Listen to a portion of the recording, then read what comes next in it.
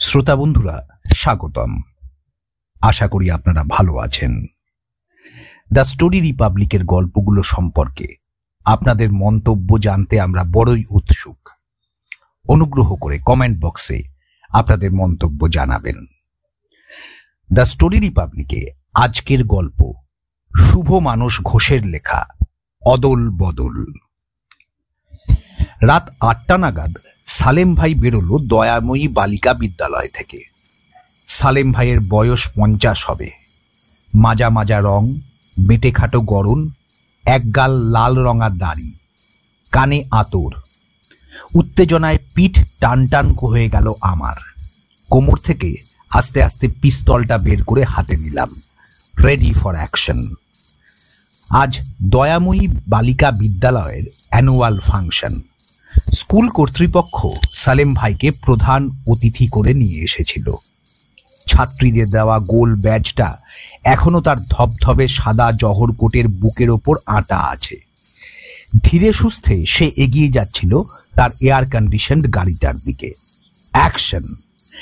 আমি উড়ন্ত বাজ পাখির মতো কাছের একটা দোকান থেকে বেরিয়ে সামনে ছুটে গেলাম। সালেম ভাই এ তল্লাটের নাম করা প্রমোটার। অরিজিনালি বিহারের লোক, কিন্তু বাংলায় থেকে কাজ চালানো গোছের বাংলা শিখে গেছে। দয়াময়ী বালিকা বিদ্যালয়ের সায়েন্স বিল্ডিংটা সে নিজে দাঁড়িয়ে থেকে করে দিয়েছে। এখানে বসে ব্যবসা চালাতে গেলে এসব সমাজসেবামূলক কাজ একটু আধটু করতে হয়। সেটার ওপর চিরকালের মতো দাড়ি টেনে দেওয়ার জন্য আমি লাল দাড়ির বুকের ব্যাজ তাক করে চালিয়ে দিলাম গুলি। আমাকে এখানে সকলে বাবলু গুন্ডা নামে চেনে। গুন্ডামি থেকেই কিছুদিন হলো রিটায়ার করেছি। জমানো টাকা পয়সা দিয়ে সালেম ভাইয়ের দেখা দেখি আমিও প্রমোটারির ব্যবসা ধরে ফেলেছি, কিন্তু সুবিধে করে উঠতে পারছি না। সালেম ভাইয়ের টাকা বেশি, অভিজ্ঞতাও বেশি।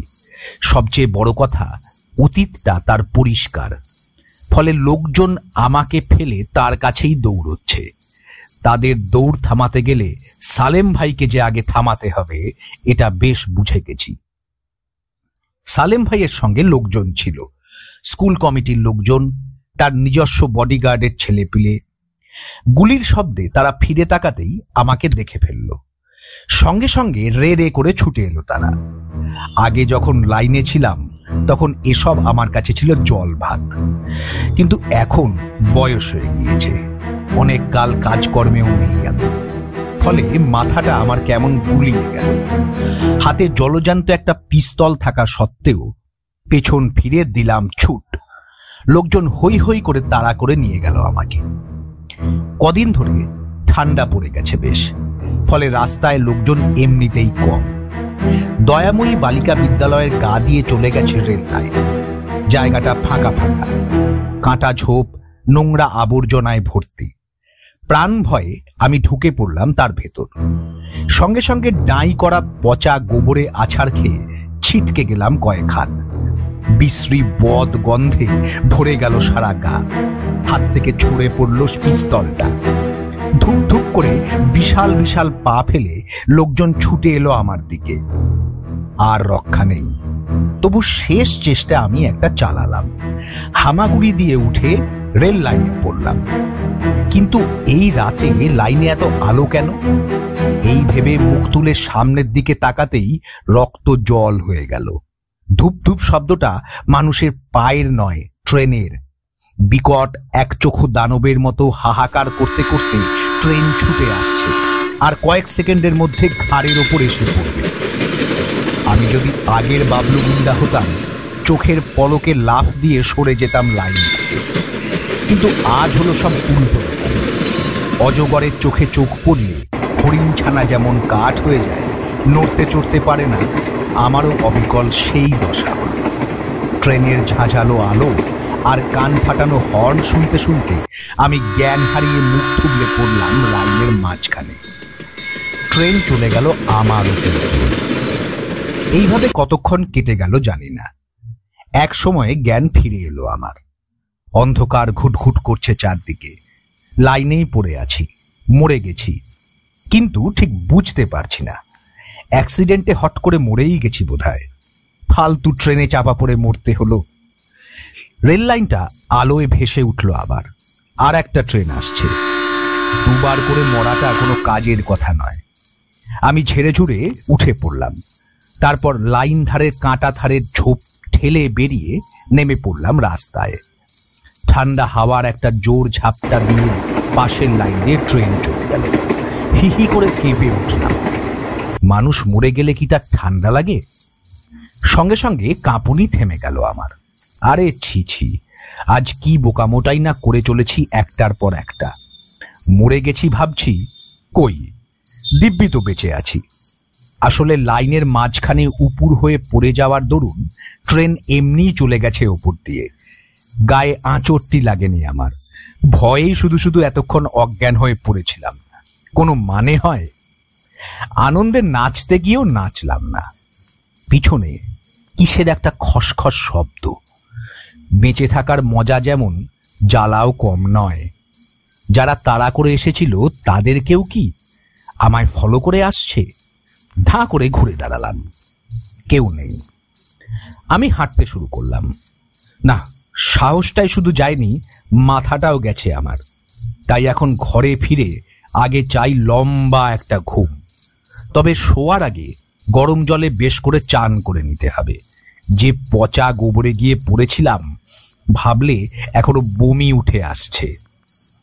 আমি দাঁড়িয়ে পড়লাম, কিন্তু কই, কোনো গন্ধ নেই তো গায়ে। বরং হালকা একটা মিষ্টি গন্ধ ভেসে আসছে নাকে।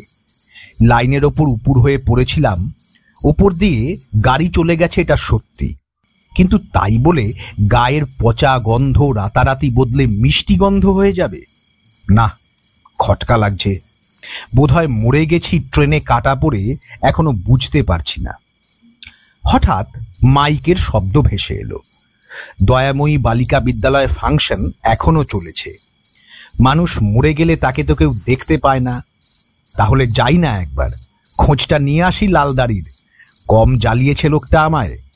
কমসে কম 10 লাখ টাকা জলে গেছে ওর জন্য। জিটি রোডের ধারে G+3 বানিয়ে বসে রইলুম। লোকে মুখ বেঁকিয়ে চলে গেল লালদাড়ির কাছে। মেহেন্দি লাগানো একগাল দাড়ি নিয়ে উল্টে পড়ে আছে রাস্তায়, দেখলেও মনে শান্তি।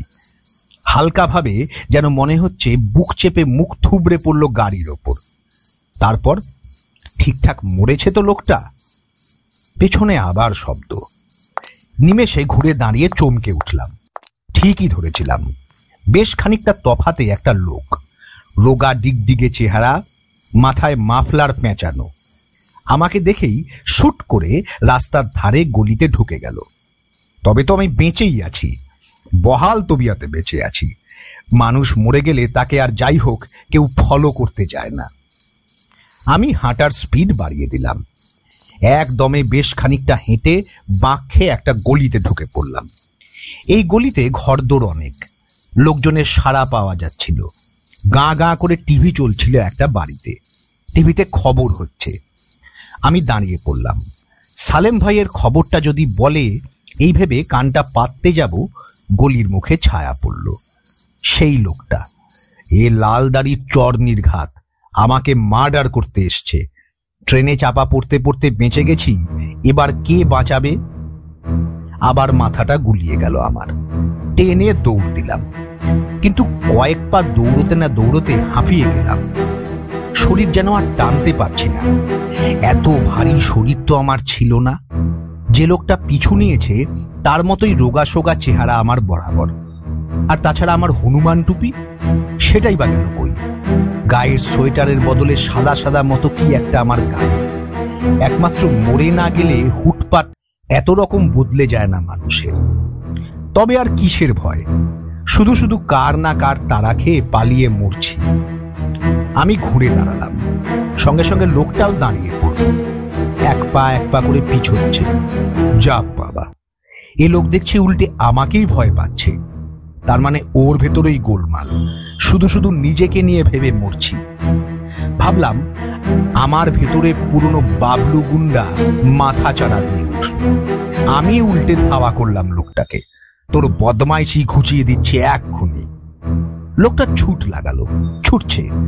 ছুটতে ছুটতে গলি ছেড়ে মেন রোড ছেড়ে ফের গলি, গলির মুখে দুধের ডিপো ছেড়ে ব্যাংক ছেড়ে স্টেশনারি দোকান, বাঁয়ে রেখে ছুটতে ছুটতে লোকটা একটা ফ্ল্যাট বাড়িতে ঢুকে পড়ল। পেছন পেছন আমিও গেলাম। লোকটা সিঁড়ি বেয়ে উঠে যাচ্ছে তরতর করে, আমিও উঠছি, ছাড়াছাড়ি নেই আজ। লোকটা উঠে একটা ফ্ল্যাটে ঢুকে দরজা এঁটে দিল। আমি ছুটে গিয়ে দরজার ওপর ঝাঁপিয়ে পড়লাম, চেঁচিয়ে চেঁচিয়ে বলতে থাকলাম, খোল দরজা, খোল। আমি পাগলের মতো লাথি কষাতে শুরু করলাম দরজায়। আমার জিভ বেরিয়ে আসছে, বুকটা হাঁপড়ের মতো উঠছে পড়ছে, তাও থামছিলাম না। দেখতে দেখতে ঘেমে নিয়ে উঠলাম। মুখ চোখ দিয়ে টের পাচ্ছিলাম ঘামের ফোঁটা নামছে। একটু থেমে হাতের পিঠ দিয়ে মুখটা মুছতে গেলাম, আর সঙ্গে সঙ্গে যেন হাই ভোল্টেজ বিদ্যুৎ পাশ করে গেল আমার শরীরে। এ কি মুখময় দাড়ি যে আমার! এরকম দাড়ি দূরের কথা, আমার গোঁফি ভাড়ো করে বেরোনো না কোনোদিন। মাথা ঘুরে হুড়মুড় করে পড়ে গেলাম দরজার উপর। সঙ্গে সঙ্গে দরজার পাল্লাটা দড়াম করে খুলে পড়ে গেল নিচে, আর ভেতরের লোকটা চাপা পড়ে গেল তার তলায়। আমিও জ্ঞান হারিয়ে লুটিয়ে পড়েছিলাম। এরপর কতক্ষণ কেটেছিল বলতে পারবো না। এক সময় জ্ঞান ফিরে এলো। চোখ মেলে দেখি দরজার পাল্লার নিচে চাপা পড়ে গোঙাচ্ছে লোকটা। অনেক কষ্টে তাকে টেনে বের করেই চমকে উঠলাম। আরে কি আশ্চর্য, লোকটার গায়ে যে আমারই সোয়েটার! হ্যাঁ, আমারই। ওই তো বুকে খরগোশের ডিজাইন। যেটাকে মাফলার ভেবেছিলাম, এখন দেখছি সেটা হনুমান টুপি। মাথায় উলের ফুলওলা হনুমান টুপিটাও দিব্যি আমার বলে চিনতে পারছি। এই কে তুমি? কে? হ্যাঁ, কে? আমি চেঁচিয়ে উঠলাম। লোকটা কাতরাতে কাতরাতে বলল, আমি বাবলু। ফাজলামো হচ্ছে? আমি বাবলু, এই তো আমার ফ্ল্যাট। আবার মিথ্যে কথা? আমি দাবড়ে উঠলাম। না না, মিথ্যে কথা নয়, ভালো করে দেখো, আমি বাবলু গুন্ডা। লোকটা হনুমান টুপিটা খুলে ফেলল। আমার চোখ ঠিকরে গেল। ঠিকই তো, এই যে হুবহু আমি। সেই থ্যাবড়া নাক, সেই কুলোর মতো কান, মাথা ভর্তি চুল, কিন্তু মুখে গোঁফদারির বালাই নেই। থুতনিতে গুনে গুনে ঠিক দুটো চুল। আমি আর্তনাদ করে উঠলাম, তুমি বাবলু? তবে আমি কি? লোকটা ধুঁকতে ধুঁকতে কোনো রকমে বলল, তুমি তো সালেম ভাই। হ্যাঁ হ্যাঁ, তোমায় আমি খুন করেছিলাম দয়াময়ী বালিকা বিদ্যালয়ের সামনে। আমি উত্তেজিত হয়ে উঠলাম। হ্যাঁ, পিস্তল দিয়ে তোমায় গুলি করে আমি পালাই। কোথায়? রেল লাইনে? হ্যাঁ, রেল লাইনে। আমি খপ করে লোকটার সোয়েটার খামচে ধরলাম। তবে তুমি কি করে এলে চাঁদ? তুমি তো ট্রেনের তলায় কাটা পড়েছিলে। সে তো তুমিও গেছো সালেম ভাই, আমার এক গুলিতেই সাবার। আমি লোকটাকে ছেড়ে ছুটে গেলাম ঘরের ড্রেসিং টেবিলের দিকে। আয়নার ঢাকনাটা সরিয়ে দাঁড়িয়ে পড়লাম তার সামনে। ও লোক তো ঠিকই বলেছে, এই যে সচমুচ সালেম ভাই। সেই একগাল লাল দাড়ি, সেই সাদা ধবধবে চোস্ত পাঞ্জাবি, কানে গোজা আতর মাখানো তুলো, এমনকি জোহর কোটের ওপর দয়াময়ী বালিকা বিদ্যালয়ের ব্যাচটাও ঠিকঠাক করে আঁটা আছে। শুধু ব্যাচের তলাটা ভিজে ভিজে এখনো খুন চুইয়ে চুইয়ে গড়াচ্ছে। গা শিরশির করে উঠল আমার। তাড়াতাড়ি সরে এলাম আয়না থেকে। কি বিশ্বাস হলো তো? এই না বলেই লোকটা লাফিয়ে উঠে দুপায়ে খাড়া হয়ে গেল। তারপর এক পা করে পিছোতে আরম্ভ করলো। ব্যথা বেদনা সব ভেনিস লোকটার। আরে কোথায় যাচ্ছ তুমি? আমি বললাম। দাঁড়াও দাঁড়াও দাঁড়াও। লোকটা ঘাড় ঘুরিয়ে পেছনের রাস্তাটা চট করে দেখে নিয়ে বলল, পাগল, আমি দাঁড়াই আর তুমি টপ করে বদলাটা নিয়ে ফেলো আর কি। বদলা? আমি অবাক হয়ে গেলাম। কিসের বদলা? তোমাকে খুন করেছিলাম তার। এমন ভাব করছো যেন কিছুই বোঝো না। জোর বেঁচে গেছি আজ তোমার হাত থেকে। আর থাকে এখানে? লোকটা আর দাঁড়ালো না। ঘর থেকে ছিটকে বেরিয়ে সিঁড়ি ভেঙে দুর্দার করে পালালো। আমি তাকিয়ে রইলাম। আমি তো এখন আর বাবলু নই, সালেম ভাই। যে পালিয়েছে পালাক। খুনের বদলা খুন? তোবা তোবা, এর চেয়ে বাজে ব্যাপার আর কিছু হয় না। তোমার উপর আমি বদলা নিই, তুমি আবার তার বদলা নাও, তার আবার বদলা নিতে আমি নাকে দড়ি দিয়ে ঘুরে মরি? না হে না না না, সালেম ভাই অত বুদ্ধু নয়। প্রমোটার হলেও জীবনে বড় কিছু গুনাহ তো করিনি, তাই আমার মুক্তি এমনিতেই হবে। অদল বদল গল্পটি এখানেই শেষ হলো। গল্পটি কেমন লাগলো সে সম্পর্কে আপনাদের মতামত অতি অবশ্যই কমেন্ট বক্সে জানাবেন এবং দ্য স্টোরি রিপাবলিক চ্যানেলটিকে অতি অবশ্যই সাবস্ক্রাইব করবেন শ্রোতা বন্ধুরা। ধন্যবাদ এবং নমস্কার।